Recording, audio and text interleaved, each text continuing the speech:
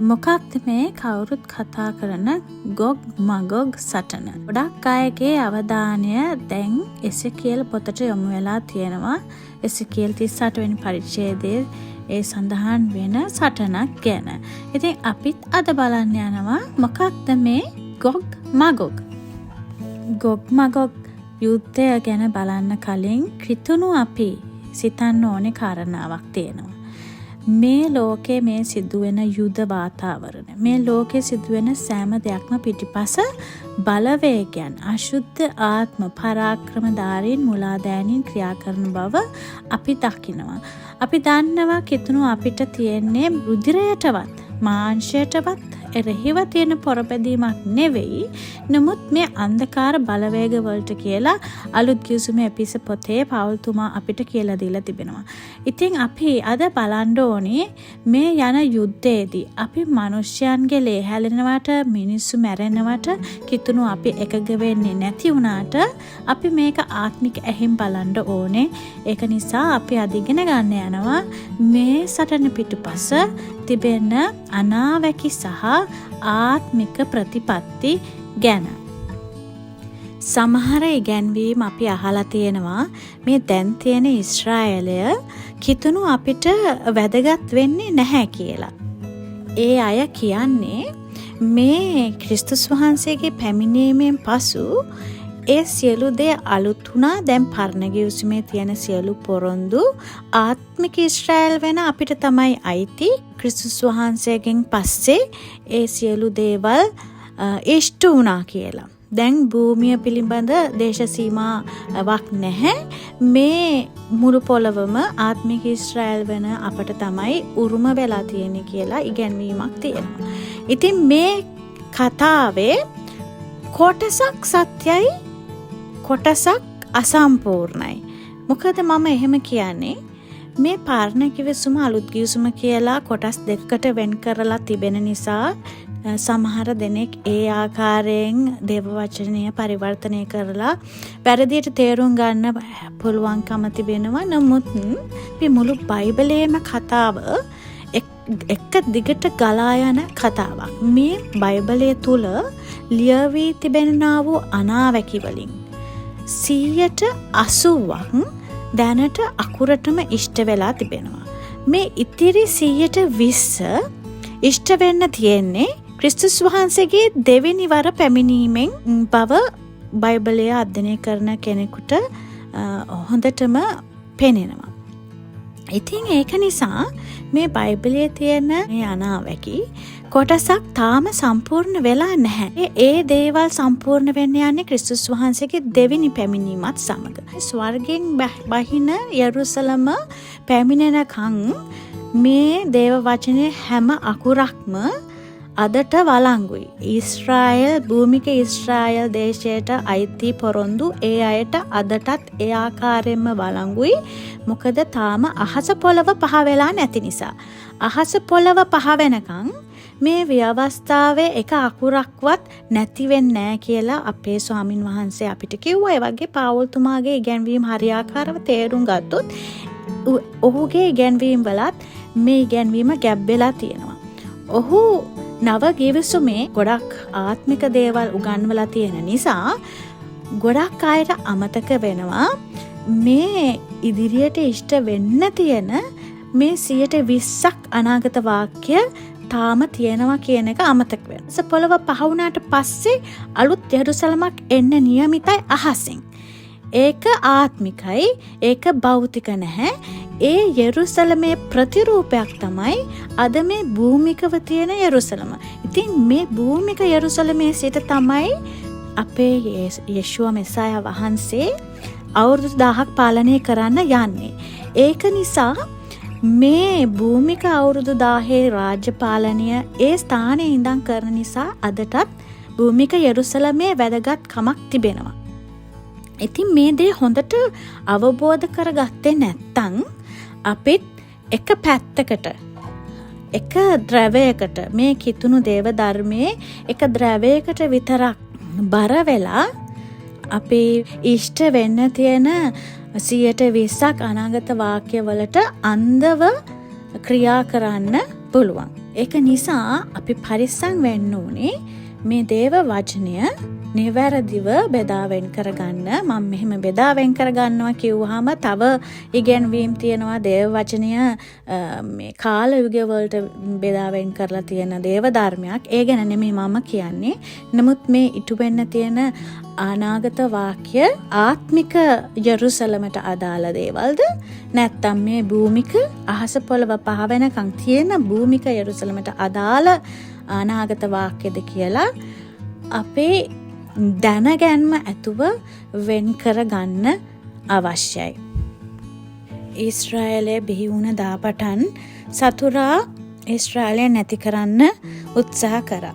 යාකොබ්ගේ වංශය විනාශ කරන්න උත්සාහ කරා. නමුත් අපේ දෙවියන් වහන්සේ මොකද්ද කිව්වේ?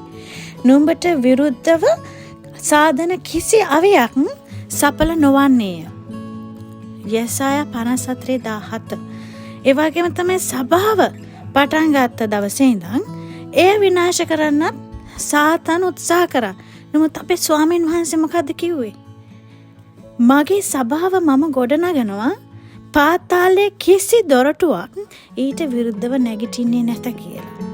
කෙනෙක්ට හිතන්න පුළුවන් ඇයි මේ ඊශ්‍රායල් දේශයටම විරුද්ධව මෙච්චර මේ හැම දාම සටන් තියෙන්නේ කියලා. ඉතින් ඒක අපි දන්නවා කිතුණු අපි සාතන් මේ පොළවේ අකමැතිම දේවල් කීපයක් තියෙනවා. අපි බයිබලයේ කියවෙනකොට දක්ිනවා දෙවියන් වහන්සේ තමන්ගේ ස්වරූපයෙන් මිනිසයා මැවූ දවසේ පටන් සාතන් උන්වහන්සේගේ මැවිල්ලට විරුද්ධව ක්‍රියා කරා. ඔහු මිනිසයාව පාපයට වටන්න ඒදන් උයනේ සිටම සැලසුම් කරේ මේ මුළු මැවිල්ල දූෂණය කරන්න. ඉතින් ඔහු මිනිසයාට විරුද්ධව මුලින්දම වැඩ කරා විතරක් නෙවෙයි මිනිසයා පාපයට වැටුණයින් පස්සේ ඔහුව ගලවා ගන්න දෙවියන් වහන්සේ දාපු ඒ සැලසුමට විරුද්ධවත් ඔහු ක්‍රියා කරා. සැලසුමට විරුද්ධ වුණේ කොහොමද? ඒ මිනිසයාගේ ගැලවීම පිළිබඳ සැලසුම දෙවියන් වහන්සේ අනාගත වාක්‍ය වලින් දේව වචනය ලියවුණා. ඒ දේව වචනේ තියෙන අනාගත වාක්‍ය සාතන් දන්නවා. ඒ වචනේ සඳහන් වෙලා තිබෙන අනාගත වාක්‍ය ඉෂ්ට වෙන්නේ කෙසේද? උන්වහන්සේ තෝරාගත් ජාතියක් වෙන යුදෙව්වන්ගෙන් ඒ ජුදා ගෝත්‍රයෙන් එන ගැලවුම්කාරයෙක් ගැන අනාගත වාක්‍යයෙන් ප්‍රකාශ වෙනවා. ඉතින් මේ යුදා ගෝත්‍රයෙන් එන ගැලවුම්කාරයාණන් වහන්සේ විනාශ කරන පිණිස සාතන් එදා සිටම ක්‍රියා කරා. සාතන් දන්නවා මේ ගැලවුම් කාර්යාණන් වහන්සේ මිනිසයන්ගේ පව් උදෙසා කුරුසියේ මැරිලා පාපය පරාජය කරලා මරණය පරාජය කරලා මිනිසයන්ට ජය ලබා දීලා උන්වහන්සේ නැවත පොළවට දෙවෙනි වර පැමිණෙන්නේ ඊශ්‍රායලයේ ඔලිව කන්දට කියලා. ඔලිව කන්දට පැමිණිලා උන්වහන්සේ ජෙරුසලමේ සිට අවුරුදු 1000ක් ධර්මිෂ්ඨ කමින් රාජ්‍ය පාලනය කරන්න යනවා කියලා සාතන් දන්නවා. ඊට පස්සේ අවුරුදු 10 පාලන කාලයෙන් පස්සේ සාතන්ගේ සදාකාල විනාශය, ඒ විනිශ්චය සාතන්ට පැමිණෙන බව සාතන් දන්නවා. ඉතින් මේ සියලු කාරණා නිසා සාතන් ආදටත් උත්සාහ කරන්නේ ඊශ්‍රායලය සිතියමෙන් ලෝක සිතියමෙන් මකා දමන්න. ඊශ්‍රායලය ලෝක සිතියමෙන් මකා දැමීම තමන්ගේ එකම අරමුණයි කියලා කියන ලෝක නායකයන් අපි අද බොහෝ විට දැකලා තිබෙනවා. ඉතිහාසෙත් ඒ වගේයි හිටියා. ඉතින් මේ අය මේ ක්‍රියා කරන්නේ සාතන්ගේ උමනාවකට මිසක් මේ මිනිස්යන් හිතලා කරන දෙයක් නෙවෙයි. ඉතින් මේක සැබවින්ම අන්ධකාර ලෝකයේ සමග තිබෙන සටනක්. දැන් අපි බලමු අපේ මේ මාතෘකාව ගොග් මගොග් සටන පිළිබඳව. අපි මේ ගොග් මගොග් සටන ගැන ඉගෙන ගන්න යන්නේ ප්‍රශ්න 6කට පිළිතුරු සපයමින්. අපි බලන්න යනවා පළවෙනි ප්‍රශ්නය ගොග් මගොග් කියන්නේ කවුද? ඊළඟට කුමන රටවල් යුද්ධයට සහභාගී වෙනවද? තුන්වෙනි ප්‍රශ්නය ගොග් මගොග් යුද්ධය සිදුවෙන ස්ථානය කුමක්ද? ඊළඟට යුද්ධය සිදුවෙන්නේ කවදද? ඊළඟට යුද්ධයට හේතුව කුමක්ද සහ යුද්ධය අවසාන වන්නේ කෙසේද කියලා මේ ප්‍රශ්න 6ට අපි පිළිතුරු සපයන ගමන් මේ ගොග් මගොග් සටන ගැන ඉගෙන ගන්න යනවා. අපි මුලින්ම බලන්න යනවා ගොග් මගොග් කියන්නේ කවුද කියලා. ඒ ගැන එසකියල් 38 මෙන්න මේ ආකාරයෙන් සඳහන් වෙනවා. අපි කියවමු ස්වාමින් වහන්සේගේ වචනය මා වෙතට පැමිණ කියනුයේ මනුෂ්‍ය පුත්‍රය රොෂ්හිද මෙෂෙක්හිද තුබල්හිද අධිපතියවන මාගොග් දේශයේ ගොග්ට විරුද්ධව නුඹේ මුහුණ හරවාගෙන ඔහුට විරුද්ධව අනාගත වාක්‍ය කියමින් ස්වාමි වූ දෙවියන් වහන්සේ මෙසේ කියනසේකයි කියන්න බලව රොෂ්හිද මෙෂෙක්හිද තුබල්හිද අධිපතියවන ගොග් මම නුඹට විරුද්ධ වෙමි. මම නුඹ පස්සට හරවා නුඹේ හකු වලට කොකු දමා නුඹ සහ නුඹේ මුළු සේනාව අසුන්ද අසුරුවන්ද ඇතුළුව පිටතට ගෙන යන්නෙමි. ඔවුන් සියල්ලෝම අලංකාර වස්ත්‍ර ඇඳගෙන පලිස්ද කුඩා පලිස්ද ඇති මහත් සමූහයක්ව සියල්ලෝම කඩු පාවිච්චි කරන්නෝව සිටිති. ඔවුන් සමග පාසිවරුද කුෂ්වරුද පුට්වරුද සිටිති. ඔවුන් සියල්ලන්ට පලිස්ද යුද්ධ තොප්පිද තිබේ. ගොමෙර් සහ ඔහුගේ සියලු සමුදාවල්ද උතුරේ දුරස්ථානවල තොගර්මා වංශය සහ ඔහුගේ සියලු සමුදාවල්ද යන බොහෝ ජනයෝ නුඹ සමග සිටිති. මෙතන ගොග් මගොග් කියද්දී ගොග් කියලා කියන නම ඇවිල්ලා පුද්ගලයෙක්ට භාවිතා කරලා තියෙන නමක්. ඒක හරියට ඊජිප්තුවේ නායකයාට පාරාවෝ කිව්වා වගේ ඒ දවස්වල මේ ප්‍රදේශයක නායකත්වය දරන පුද්ගලයෙක්ව නිරූපණය කරන නමක් තමයි ගොග් කියලා කියන්නේ. හොඳයි, මේ ස්ථානයේ නම් ගොඩක් තිබෙනවා. ඉතින් මේ නම් අද මේ ප්‍රදේශවලට කියන නම් වෙනස් නිසා අපි ටික වෙලාවක් ගන්න යනවා මේ නම් වලින් හැඳින්වෙන ප්‍රදේශ අද ලෝක සිතියමේ කොහෙද තියෙන්නේ කියලා. ඉතින් මේ නම් අපිට දකින්න පුළුවන් තව තැනක් තියෙනවා උප්පත්ති පොතේ. යලගැල්මෙන් පස්සේ මුළු පොළවේ අනිත් සියලු දෙනාම විනාශ වුණා කියලා අපි දන්නවනේ.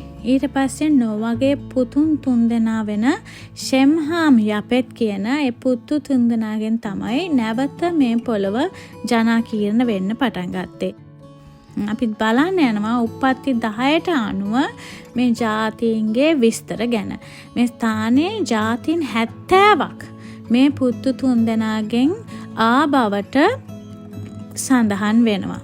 ඉතින් මෙතන ඔබ වෙලාවක් අරගෙන කියවලා බලන්න මේ ස්ථානයේදී අර එසෙකියල් පොතේ තිබ්බ නම් සඳහන් වෙනවා.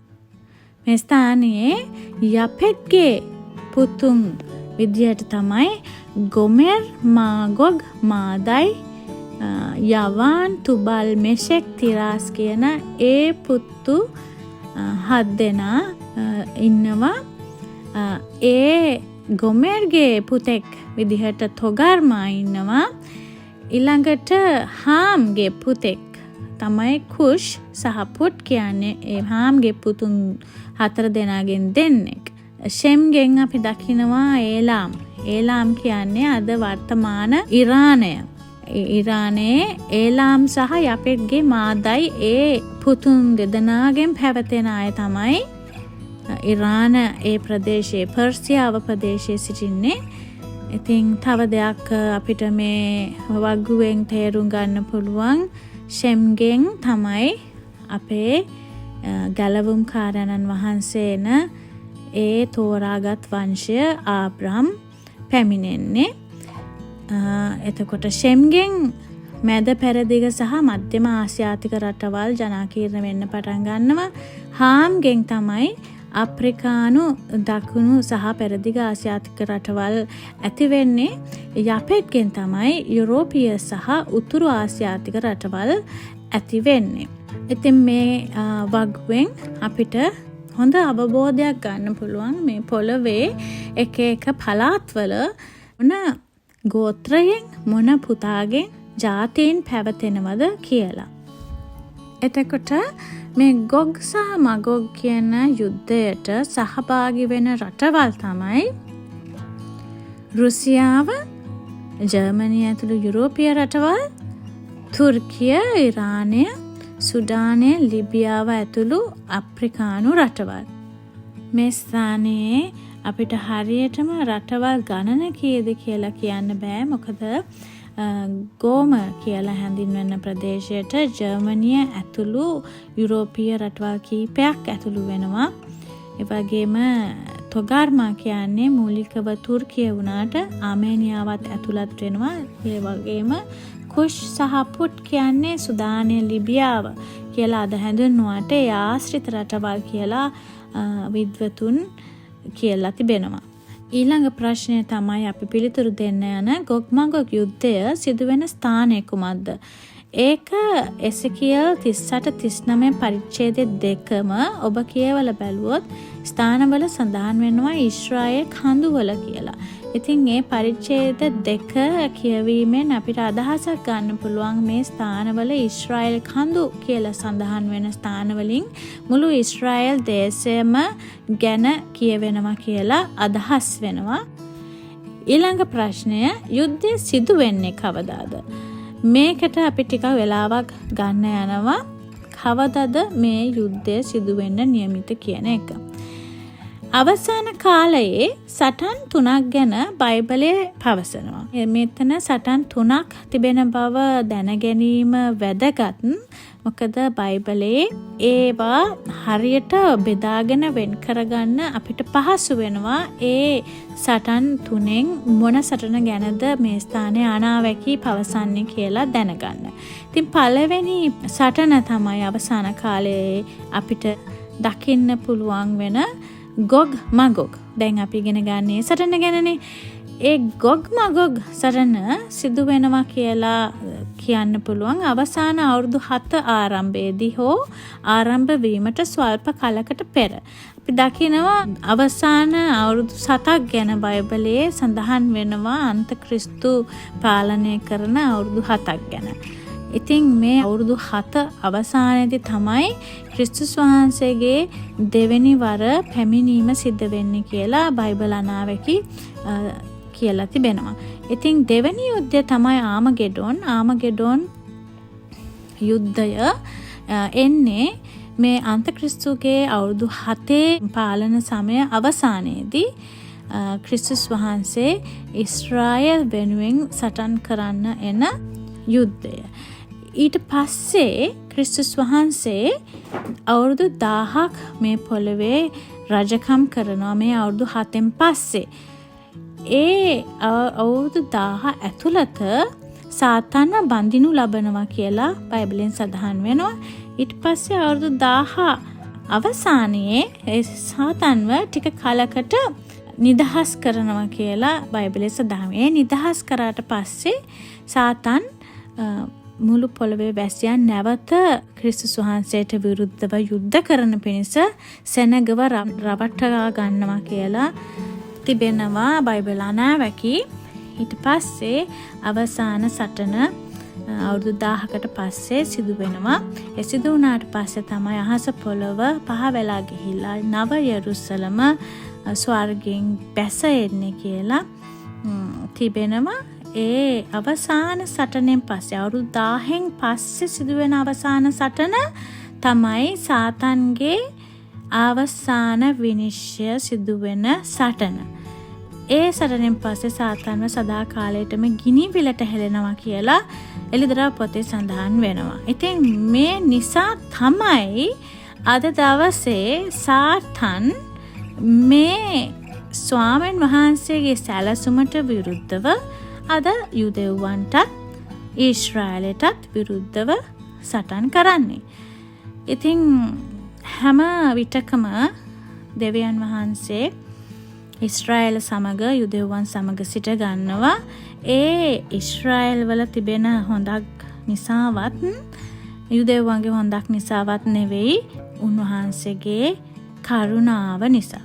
අද ඔබත් මමත් ගැලවිලා ඉන්නේ ඒ කරුණාව නිසාම තමයි. ඉතින් ඒ කරුණාව යුදෙව්වන්ටත් අද ඒ වගේම තිබෙනවා.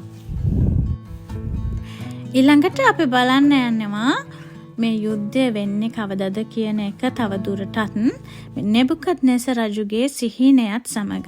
මේ නෙබුකද්නෙසර් රජුගේ සිහිනයේ තිබෙන ඒ පිළිමය ගැන ඔබට මතකද? දානියල් 2 සඳහන් වෙනවා. අපි ඒක කියමු මේ පරිච්ඡේදයේ 32 වෙනි පදය. ඒ රූපයේ හිස අනර්ග රත්තරන්ව, ඒකේ ලය සහ අත් රිදීව, ඒකේ බඩ සහ කලවා පිත්තලව, ඒකේ කෙන්ඩා යකඩව, ඒකේ පාදවලින් කොටසක් යකඩව කොටසක් මැටිව තිබුණේය.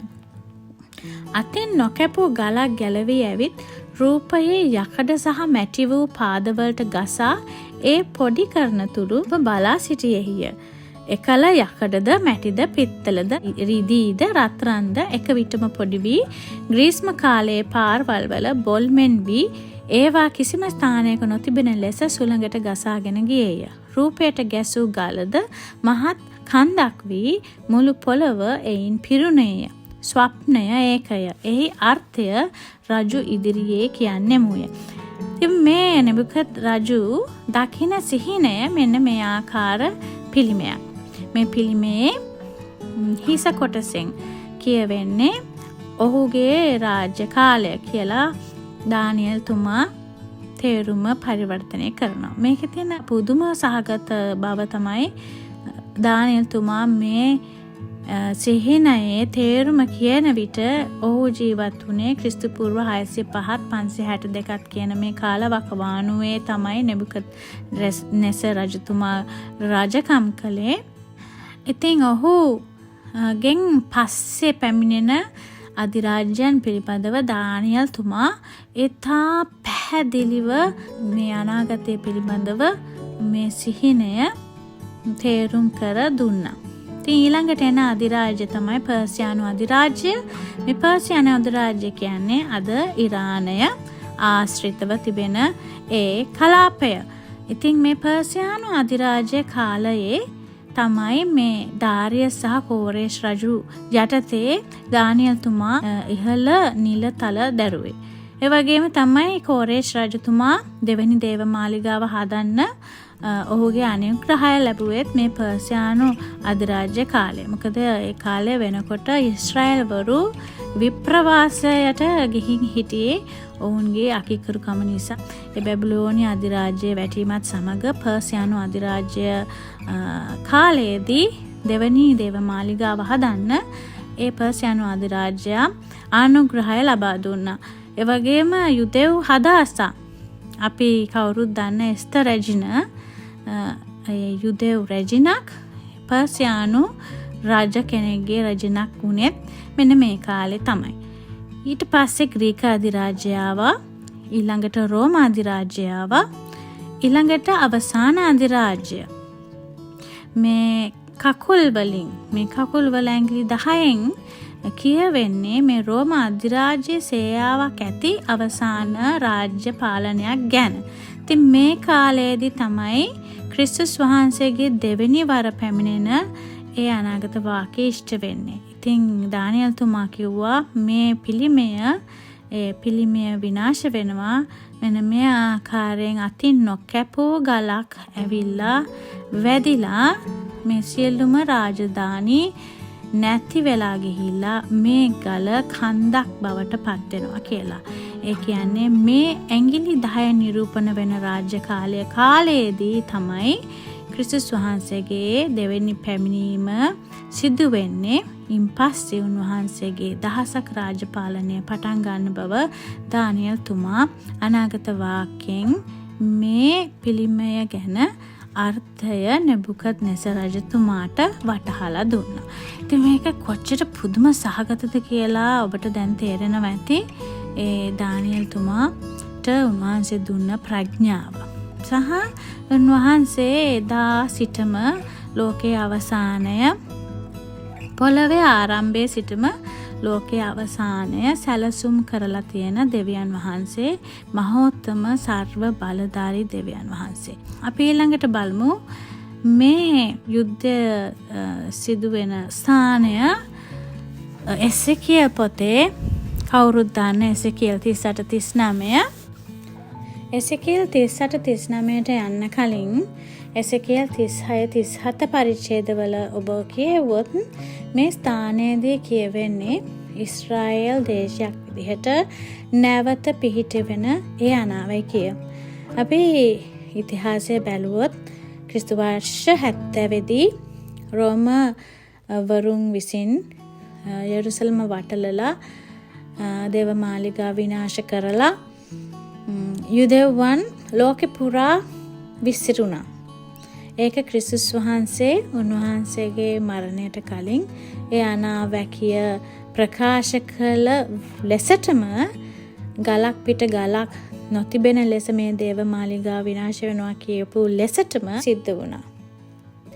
ක්‍රිස්තු වර්ෂ 70 දී යුදෙව්වන් මුළු ලෝක පුරාම පැතිරිලා විසිරිලා ගියා. ඊට පස්සේ එදා ඉඳන් අවුරුදු 2000කට කිට්ටු වෙන්න. හරියට ඉක්මන් කිව්වොත් අවුරුදු 1878ක් ඔවුන් පොළව පුරා පැතිරිලා හිටියා. ඔවුන්ට රටක් තිබුණේ නැහැ. ඉතින් ඒ කාලේ ඔවුන් ඒ විසිරිලා සිටපු රටවල් වල බොහෝ දුක් විඳා. එක එක ජාතීන්ගේ පීඩාවන්ට ඔවුන් ලක් වුණා. ඒ ප්‍රතිඵලයක් ලෙස හිට්ලර් විසින් ඒ දෙවැනි ලෝක යුද්ධ සමයේදී යුදෙව්වන් මිලියන 6ක් ඉතාම අමානුෂික ලෙස ඝාතනය කරනු ලැබුවා. ඉතින් මේ උදුන් වල දාලා ඔවුන් පුච්චුවා. එනවා හොලෝකෝස්ට් කියලා ඔබ අහලා ඇති. ඒ පිළිබඳව තියෙන කෞතුකාගාරයන් අද යුරෝපයේ තිබෙනවා. ඒ ස්ථානවලට ගියොත් ඔබට දකින්න පුළුවන් උන්ව පුලුස්සලා විනාශ කරලා මරලා ඒ වියලි ඇටකටු වල තිබෙන ඒ පින්තූර ඔබට දකින්න පුළුවන් වෙයි. ඉතින් මේ සිදුවීම අවුරුදු 2500කට පෙර එසේකියල් තුමා දැක්කා. එසේකියල් තුමාට දෙවියන් වහන්සේ පෙන්වුවා. ඉතින් මේ සිදුවීම ගැන ඉතා අලංකාරව එසේකියල් තුමා ලියලා තිබෙනවා. ඔහුගේ අනාගත වාක්‍යයේ ඒ විවිධ රටවල් වලට පිටුවහල් වී සිටි යුදෙව්වන් ඒ වියලි මිනි ඇටවලට සමාන කරලා. ඒ දර්ශනයට අනුව ස්වාමීන් වහන්සේගේ කැඳවීමෙන් ලොව සතර කොනේ විසිරී සිටි යුදෙව්වන් දේශයේ මහත් සමූහයක් වුණා. ඉතින් 20 වෙනි සියවසේ මැද භාගයේදී ඔවුන් දේශයක් ලෙස නැවත පිළිගැනුණා. 1948 මැයි 14 මේ ඉතා අනර්ග පුදුම ඒ අනාගත වාක්‍ය ඉටු වුණා. ඊශ්‍රායෙල් මේ වියලි ඇටකටු වලට නැවත පණ ආවා. ඊට පස්සේ ඔවුන් විවිධ යුද්ධයන් වලට මුහුණ දුන්නා එදා සිටම. ඊට පස්සේ ඒ යුද්ධ වලින් ජයග්‍රාහකව ඉදිරියට ඇවිල්ලා අද වෙන විට ඊශ්‍රායෙල් මහත් හමුදාවක් බවට පත් වෙලා ඉතා බලවත් මැද පෙරදිග මුස්ලිම් නොවන සස්ත්‍රීකම රාජ්‍ය මැද පෙරදිග ඊශ්‍රායෙල් රාජ්‍යයි. ඉතින් ඊට පස්සේ ඔවුන් රාජ්‍යයක් වුණාට පස්සේ සිදුවෙන දේවල් තමයි ඊළඟ පරිච්ඡේද දෙකේ තිබෙන්නේ. එසේකියල් 38-39. ඒ පරිච්ඡේදවල සඳහන් වෙන්නේ මේ රුසියාව ප්‍රමුඛ ඉරානය සමග ඉස්ලාමීය රටවල් ඊශ්‍රායලය ආක්‍රමණය කරන යුද්ධයක් ගැන. බයිබල් විශාරදයන් පවසන්නේ මේ සටන තමයි මේ ගොග් මගොග් සටන කියලා. ඉතින් මේ ගොග් මගොග් සටන මහා පීඩා කාලයට ස්වල්ප කලකට පෙර හෝ මහා පීඩා කාලය කියන්නේ අවසාන අවුරුදු 7 ආරම්භයේදී සිදු වෙන්න පුළුවන් සටනක් කියලා සඳහන් වෙනවා. එසේකියල් තුමා පමණක් නෙවෙයි දානියෙල් තුමත් ඔහුගේ පොතේ 8 වෙනි 11 වෙනි පරිච්ඡේදවල මේ ගොග් මගොග් සටනට පාර කපන ඉරානය සහ යුරෝපය සමග ඇති වෙන ගැටුමක් ගැන කියලා තිබෙනවා. මෙතන ඇත්තටම සඳහන් වෙන්නේ ඉරානය සහ ග්‍රීසිය කියලා නමුත් මෙතන ග්‍රීසියෙන් නිරූපණය වෙන්නේ යුරෝපීය රටවල්. යුරෝපය කිව්වහම මෙතනට ඇමරිකාවත් අයිති. මොකද ඇමරිකාව ජනාකීර්ණය වෙන්න පටන් ගත්තේ යුරෝපීයයන්ගෙන් නිසා ඇමරිකාව එකම කාණ්ඩයට ඇතුළත් වෙනවා. ඔහු දකිනවා බැටළුවෙක් සහ එළුවෙක්ගේ සටනක දර්ශනයක්. ඉතින් මේ බැටළුවා සහ එළුවාගේ ඒ සටන කෙනෙක්ට කියන්න පුළුවන් ඉෂ්ට වෙච්ච දර්ශනයක් කියලා. ඉෂ්ට වෙච්ච අනාගත වාක්‍යයක් කියලා. ඔව්, ඒ අනාගත වාක්‍ය ඒ ආකාරයෙන්ම ඉෂ්ට වුණා තමයි. නමුත් බයිබලයේ අනාගත වාක්‍යවල ස්වභාවයක් තියෙනවා. සමහර අනාගත වාක්‍ය ද්විත්ව ඉටුවීම සිදුවෙන අනාගත වාක්‍ය. සමහර අනාගත වාක්‍ය ඉෂ්ට වෙනවා වකවානු දෙකක. ඒ විදිහටම ඉෂ්ට වෙලා ඒ ඉතිහාසය නැවත ඉටු වෙන ස්වභාවයක්. History is repeating. ඉතින් ඒ වගේ අනාගත වාක්‍යයක් තමයි මේ දානියෙල් තුමා දකින්නේ දර්ශනය. දානියෙල් තුමා මේ 8 වෙනි පරිච්ඡේදයේදී දකින බැටළුවා සහ එළුවාගේ දර්ශනය. ඉතින් මේක පළමු වතාවට ඉෂ්ට වෙන්නේ ක්‍රිස්තු පූර්ව 330 දී ග්‍රීක ජාතික මහා ඇලෙක්සැන්ඩර් පර්සියානු අධිරාජ්‍යයේ 3 වෙනි දාරියස් රජු පරාජය කරමින් යටත් කර ගැනීම. ඒක ඉෂ්ට වුණා. ඊට පස්සේ ක්‍රිස්තු පූර්ව 323 මහා ඇලෙක්සැන්ඩර් අධිරාජ්‍ය සහ ඔහුගෙන් පසු ජෙනරාල්වරු 4කට රාජ්‍ය බෙදීම සිදු වුණා. ඊට පස්සේ ක්‍රිස්තු පූර්ව 167 දී ඇන්ටියෝකස් එපිපානස් රජු සිදු කළ පාලු කරන පිළිකුල ගැනත් මේ දර්ශනයේදී සඳහන් වෙනවා. ඉතින් මේක ඉතා අලංකාර විදිහට පැහැදිලිව විස්තරාත්මකව මේ දැකපු දානියෙල් තුමා දැකපු ආකාරයටම ඒ මහා ඇලෙක්සැන්ඩර් අධිරාජ්‍ය තුලින් මෙය ඉටු වුණා පළවෙනි වතාවට.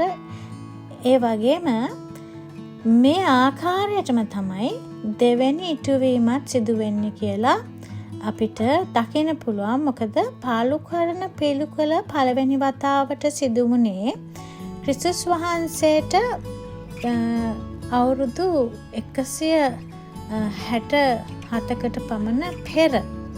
ක්‍රිස්තු පූර්ව 167 දී මේක සිදු වුණේ කියලා මම කිව්වේ ඇන්ටියෝකස් එපිපානස් රජු විසින්. ඉතින් ක්‍රිස්තුස් වහන්සේට පෙර තමයි මේ ඇන්ටියෝකස් එපිපානස් රජු මේ පාලු කරන පිළිකුර පළවෙනි වතාවට සිදු කරේ.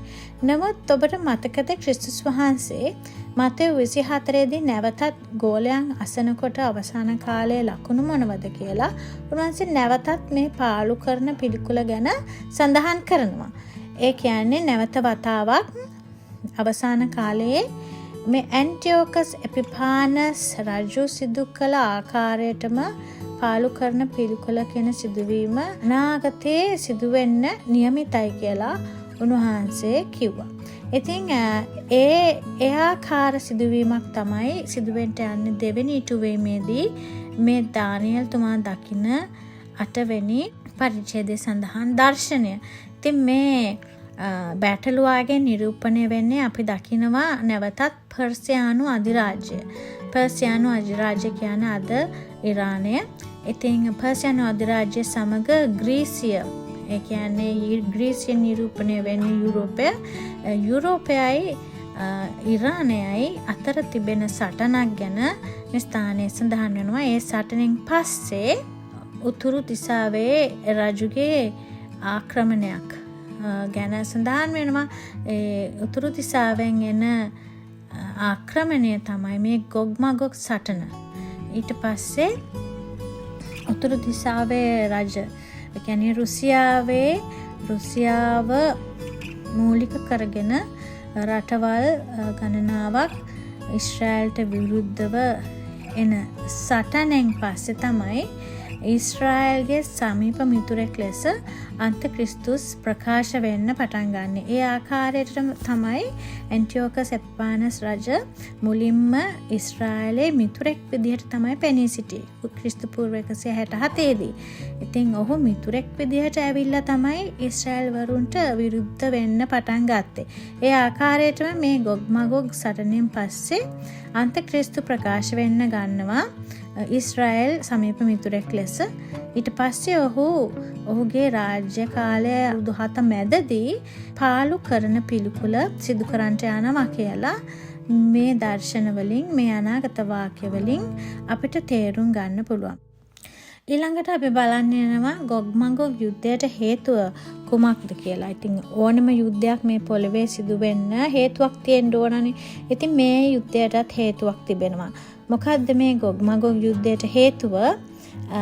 මේ ඊශ්‍රායල් දේශයේ තිබෙන සම්පත්. අද අපි දකිනවා ඊශ්‍රායල් කියන්නේ මැද පෙරදිග තිබෙන ඉතා දියුණු රටක්. ඔබ ඊශ්‍රායල් ගැන හොයලා බැලුවොත් අද අපේ ශ්‍රී ලාංකිකයන් බොහෝ දෙනෙක් ඊශ්‍රායල් දේශයේ සේවය කරනවා. ඉතින් ඔවුන්ගෙන් ඔබ අඳුරන අය ඉන්නවනම් ඊශ්‍රායල් දේශයේ රැකියාව කරන අහලා බලන්න. ඊශ්‍රායල් දේශයේ අද කොච්චර දියුණු තත්වයකට පත් වෙලා තිබෙනවද කියලා. ඔවුන්ගේ තාක්ෂණය, ඔවුන්ගේ බුද්ධිය, ඒ වගේම ඔවුන්ගේ කෘෂිකර්මය ඉතාම දියුණු තැනක අද පවතිනවා. ඉතින් සම්පත් රාශියක් මේ ඊශ්‍රායල් දේශයේ කුඩා රටක් වුණත් දෙවියන් වහන්සේගේ ආශිර්වාදය බහුල ලෙස දී තිබෙනවා. ඉතින් ඒ සම්පත් කොල්ල කෑමට තමයි මේ ගොග් මගොග් කියන යුද්ධයට හේතුව. ඒ උතුරේ සිටින රජවරු, උතුරේ සිටින පාලකයන් සහ අනික් රටවල් මේ භූමිය අත්පත් කරගන්න සිදු කරන යුද්ධයක් විදිහට මේ එසේකියල් පොතේ 38 වෙනි පරිච්ඡේදයේ 12 වෙනි පදය කියවුවොත් ඔබට දැනගන්න පුළුවන්. රාජපාලකයන් අද ඔවුන්ගේ සටන තිබෙන්නේ සම්පත්, මුදල් වලට, සම්පත් වලට. තමාගේ රට පොහොසත් කරගන්නේ කොහොමද? සමහර රාජපාලකයන්ගේ පාඨයන් වලට අපේ අවධානය යොමු කරා නම් අපිට අදහසක් එනවා අද ලෝකේ පාලකයන්ගේ අදිෂ්ඨානය තමයි කොහොමද මම තවත් දියුණු වෙන්නේ, මමත් කොහොමද තවත් පොහොසත් වෙන්නේ, මගේ රට ලෝකේ බලවත්ම රට කරන්නේ කොහොමද කියන ඒ අදිෂ්ඨානය තමයි අද රාජ්‍ය පාලකයන්ගේ අරමුණ. අනේ ඒ අදිෂ්ඨානය තියෙන නිසා තමයි මේ ඊශ්‍රායල් වල සම්පත් කොලකන්න මේ ගොග් මගොග් යුද්ධය ආරම්භ කරන්නේ. ඊළඟට මේ යුද්ධය අවසාන වෙන්නේ කෙසේද? මේ යුද්ධය අවසාන වෙන්නේ දෙවියන් වහන්සේගේ බලයෙන්. අපි කියවමු එසේකියල් 38:18. ගොග් ඊශ්‍රායල් රටට විරුද්ධ වෙන ඒ කාලයේදී මාගේ උදහස මාගේ මුහුණෙහි ඇවිලෙනවා ඇතැයි ස්වාමී වූ දෙවියන් වහන්සේ කියනසේක. මක් නිසාද මාගේ කෝපයෙන්ද මාගේ උදහස් ගින්නෙන්ද මෙසේ කියමි. සැබවින්ම ඒ කාලයේදී ඊශ්‍රායල් රටෙහි මහත් කම්පාවක් වන්නේය. මුහුදේ මත්ස්‍යයෝද ආකාශයේ පක්ෂිහුද වනයේ මුර්ගයෝද භූමියෙහි බඩගා යන සියලුම සත්වයෝද භූමිය මතු පිට සිටින සියලු මනුෂ්‍යයෝද මා ඉදිරියෙහි වෙවුලන්නෝය. කඳු හෙලා දමනු ලබන්ටත් උස් තැන් වැටෙන්ටත් සියලු පවුරු බිම වැටෙන්ටත් යෙදෙනවා ඇත. මාගේ සියලු කඳු පිට ඔහුට විරුද්ධව පැමිණෙන්ට කඩුවට අඬ ගසන්නෙමි ස්වාමී වූ දෙවියන් වහන්සේ කියනසේක. එක මනුෂ්‍යයාගේ කඩුව ඔහුගේ සහෝදරයාට විරුද්ධව වන්නේය. මම වසංගතයෙන්ද ලෙයින්ද ඔහු සමග විනිශ්චයට පැමිණ ඔහු සහ ඔහුගේ සමුදාවන්ද ඔහු සමග සිටින බොහෝ ජනයන්ද පිටට ජල ධාරාවන් සහ මහත් ගල් වර්ෂාවක්ද ගිනිද ගෙන්දගම්ද වස්සවන්නෙමි. මෙසේ මා උතුම් වූ ශුද්ධව සිටින බව පෙන්වා මා ස්වාමින් වහන්සේ බව බොහෝ ජාතීන් දැනගන්න පිණිස ඔවුන් ඉදිරියෙහි ප්‍රකාශ වන්නෙමි. ඉතින් මෙන්න මේ ආකාරයට තමයි ගොග් සහ මගොග් යුද්ධය අවසාන වෙන්නේ. ඉතින් මේ යුද්ධය අවසානයත් සමගම අන්තක්‍රිස්තු ප්‍රකාශයට පැමිණෙලා ඔහු අවුරුදු 7 රාජ්‍ය සිදු කරනවා. මොකද මේ යුද්ධෙන් පස්සේ ඊශ්‍රායලයට සාමය උදා වෙනවා ටික කාලයකට.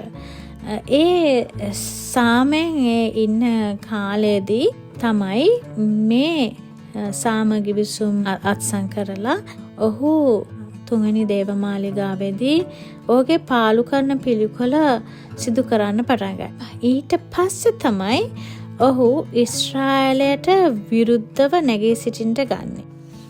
මොකද 1 තෙසලෝනික 5 වෙනි පරිච්ඡේදයේ 3 වෙනි පදයේදී කියනවා සමාදානයේ අනුතරක් නැත කියා කියන විට ගර්භණීයට විලිරුජාව පැමිණෙන්නාක් මෙන් හදිසියෙන් ඔවුන් පිටට විනාශය පැමිණේ ඔවුහුද කිසිසේත් නොගැලවෙන්නේය කියලා ඒ සඳහන් වෙන අනාගත වාක්‍ය ඉෂ්ට වෙන්න නම් සමාදානය තිබෙන කාලයක තමයි මේ ක්‍රිස්තුස් වහන්සේගේ දෙවෙනි වර පැමිණීම සිදු වෙන්න නියමිත.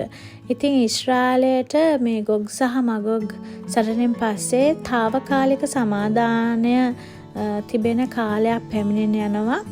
ඒ කාලයේදී අන්තක්‍රිස්තුස් ඔහු තමයි මේ සමාදානය ගෙනාවේ කියලා ඔහු උඩගු වෙලා පාලු කරන පිළිකුල කියන ඒ අනාගත වාක්‍ය ඉෂ්ට කරනවා ඒ අවුරුදු 7 මැදදී.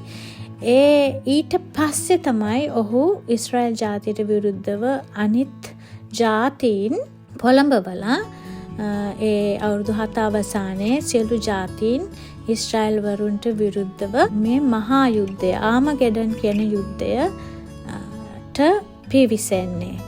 ඊශ්‍රායල් අන්ත අසරණ වෙන අවස්ථාවේදී තමයි ක්‍රිස්තුස් වහන්සේ දෙවෙනි වර ඔලිව කන්ද පිටට පැමිණීමෙන් පස්සේ මේ ඊශ්‍රායල්ගේ සතුරන් විනාශ කළා. උන්වහන්සේගේ මුඛයේ කඩුවෙන් ඔවුන්ව විනාශ කරලා උන්වහන්සේගේ දහසක් අවුරුදු රාජ්‍ය පාලනය පටන් ගන්නෙ. ඉතින් මෙන්න මේ ආකාරයට තමයි මේ ගොග් මගොග් කියන සටන සිදු වෙන්න යන්නේ ඉදිරියේදී. මෙතනදී තව ද්විත්ව ඉෂ්ටවීමක් අනාගත වාක්‍ය ද්විත්ව ඉෂ්ටවීමක් දකින්න පුළුවන්. එළිදරව් 28 ගොග් මගොග් සටනක් ගැන කියනවා දහසක් අවුරුදු සමයෙන් පස්සේ. ඉතින් මේ ස්ථානයේ ගොග් මගොග් සටන ගැන කියන්නේ ඒ කලින් දහසක් අවුරුදු සමයට කලින් සිද්ධ වෙච්ච ගොග් මගොග් සටනේ තවත් මුහුණුවරක් ගැන. ඒ කියන්නේ දහසක් අවුරුදු සමයට පෙර සිදු වූ ගොග් මගොග් සටන සිදු වුණේ ඊශ්‍රායල් වලට විරුද්ධව.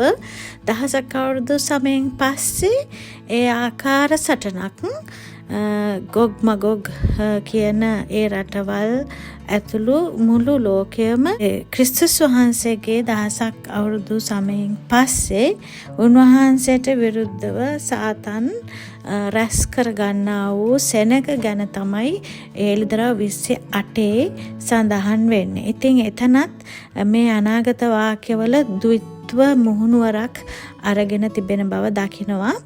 ඉතින් අපිට පෙනෙනවා ගොග් මගොග් කියන මේ සටන අපේ දොරකොඩ තිබෙන වගක් අපිට පෙනෙනවා. මෙන්න මේ අද පවතින ඉරාන කියන්නේ පර්සියාවේ අධිරාජ්‍යය. පර්සියාවේ අධිපතියා අද නැගිටලා සිටිනවා. මේ පර්සියාවේ අධිපතියාගේ සටනෙන් පස්සේ මෙය තවත් ඇවිලිලා ගිහිල්ලා ගොග් මගොග් කියන සටන දක්වාම පැතිරෙන්න පුළුවන් කමක් තිබෙනවා කියලා අපිට කියන්න පුළුවන්. ඒ අතරතුරේ යම් සමාදානයක් ඊශ්‍රායල් දේශයට පැමිණෙන්න නියමිතයි. ඉතින් මේ සියලු දේවල් අපි ඔබට ගෙනෙන්න සිටුවේ අපි සූදානම් වෙන්න ඕනි. පසුතැවිලි වෙන්න යාඥා කරන්න අපිට කියන්න බෑ උන්වහන්සේගේ ඒ ඔසවා ගැනීම, උන්වහන්සේ සභාව ඔසවා ගැනීම කොයි මොහොතේ සිදු වෙයිද කියලා අපිට ඒ මොන දවසේ සිදු වෙයිද කියලා කියන්න බැරි වුණත් ඒ කාලය ගැන අපිට අවබෝධයක් ලබා ගන්න පුළුවන් මේ සිදුවෙන සිදුවීම් දෙස බැලුවට පස්සේ. නුවණැති කන්‍යාවක් විදිහට දෙවියන් වහන්සේගේ වචනය ලෙස ජීවත් වෙමින් ඔබ උන්වහන්සේගේ පැමිණීම බලාපොරොත්තුවෙන් ශුද්ධව අවදිව ජීවත් වෙන්න.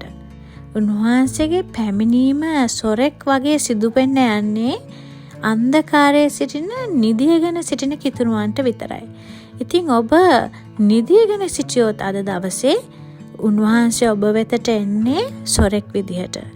නමුත් ඔබ අවදිව සිටින කෙනෙක් නම්, ඔබ ආලෝකයේ දරුවෙක් නම් අද ඔබට ක්‍රිස්තුස් වහන්සේගේ පැමිණීම සිදු වෙන්න යන්නේ මනමාලයෙක් විදිහට. තීරණය ඔබ සතුයි. ඒක නිසා ඔබ අද අවදිව සූදානම්ව සිටින්න. ඔබට ශාලෝම්.